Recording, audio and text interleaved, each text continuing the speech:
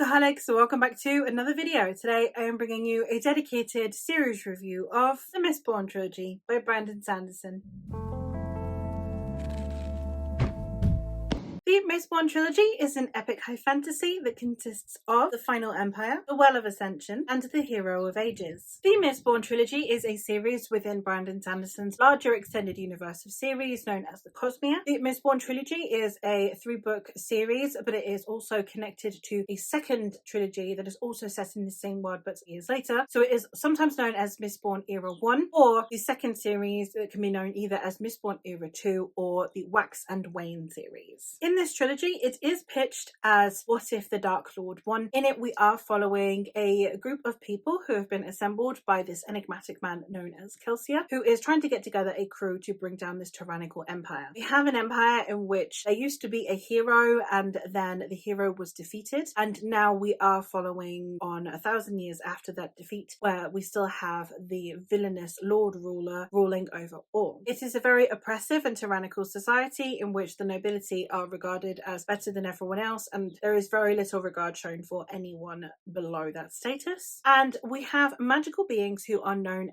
as the Mistborn and the Mistings. Mistings are people who can consume a specific metal and it will grant them a specific ability. Mistborns are Mistings, but they have the unusual ability, and they are very rare, because they can consume a assortment of metals and are able to therefore acquire an assortment of powers. It is a hard magic system, and the series is known for its hard magic system. Kelsier, the man who is trying to accumulate this group of people to take down the Lord Ruler, has therefore been selecting different Mistings and has also found our other protagonist, Vin, who is also a Mistborn. Now, we are following them as they endeavour to take down the Lord Ruler and therefore try and liberate this nation. It goes on past there, obviously, that is just the synopsis of the first book, and we are following multiple characters, we get multiple perspectives and POVs, and we are getting it told in a way that we also, at the beginning of each chapter, are given a history of a different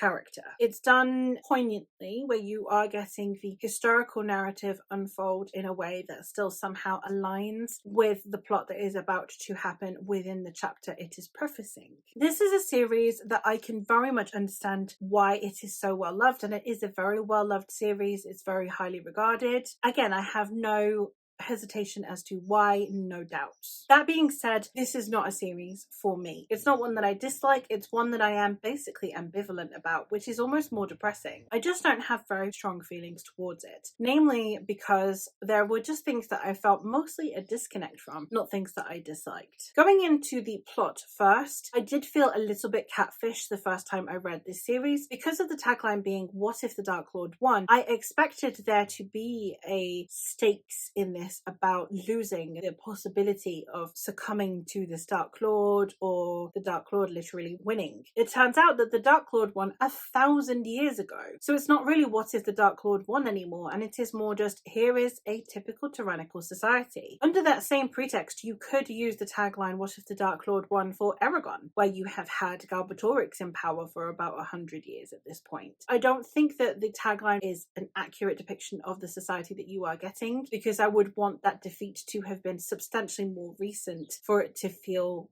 more impactful. We don't really know very much about the hero whose downfall we see, so you also don't have that connection to the loss of this hero. That being said, the rest of the world building is very intricate, it's very interesting. We have ash in the sky, which therefore you have things like the discussion around its impact on food sources, on crops, etc. We also have our magic system, which Brandon Sanderson is known for, so it's a very hard magic system. It's very well grounded, and it's very solid in the way that it's presented. So you do have the world building aspects that I can't refute are very well crafted, even if I do feel a bit catfished by the marketing. My biggest downfall in this series, sadly for me, is the characters. I did feel as though I wanted to connect with them more than I did. And again, most people seem to, so it seems like I am in the minority. I did like Kelsia. I think that Kelsia was probably my favorite character in the whole series. I think that Elend is sweet and he's well constructed, and he is a different approach to a character whose perspective you would get, but I just wanted a little bit more from him because the discussions that he is having, I just feel were a little bit too surface level for the role that he is in. And then the final character, who was the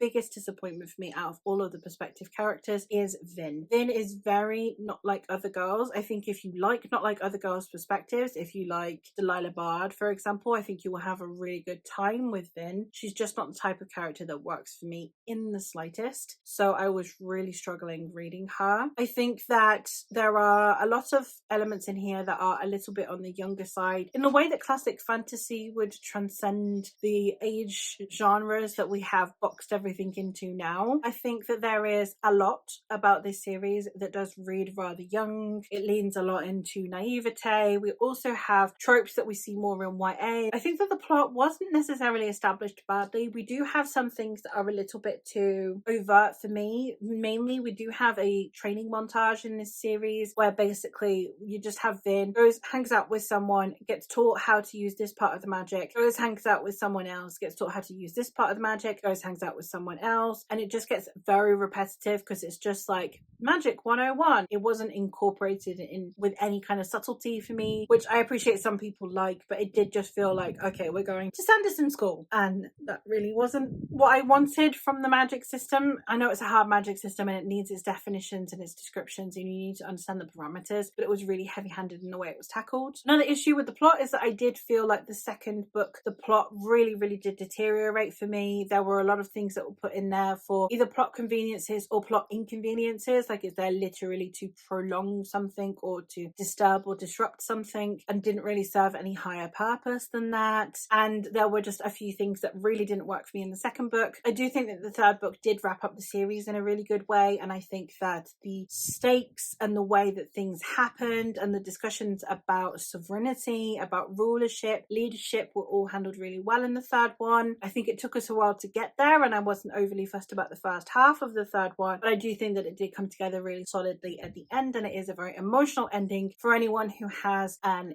emotional investment in these characters. Therefore, for the most part, as I've said, I do completely understand why this series would be a lot of people's favourite series, but there were just a lot of things that didn't really work for me, and I think that's a real shame. However, I haven't ruled out Brandon Sanderson completely because I really did enjoy Elantris, but even upon reread of this series, I did actually end up docking a star from each of the books. I only changed my rating for books upon reread. I don't change the ratings of my books of series that I read in the past. However, each book in this series did actually lose a star, which brought it down to books 1 and 3 having 3 stars and book 2 having only 2 stars. So I do really wish that I could be more invested in this series. I am hoping that either Era 2 or Stormlight will really pull me through the Cosmere, but for now it's just not a favorite series, and trust me, I am more disappointed than you are. And you know, that's how readership works. You end up having different tastes to other people. This is one that I went in with every expectation of loving the first time, and the second time every opportunity I gave it to just try and convince me that what I was reading was just that I was in the right mental space, or that I was disappointed by the tagline, but it really wasn't. There were just a lot of things that really aren't to my taste, which I think is an absolute shame. As I said, still very hopeful for reading through the rest of Sanderson, and I am sure can be convinced to join the Sanderson stands like everyone else. But that is it for this review, so thank you ever so much for watching, and I will hopefully catch you in another one soon.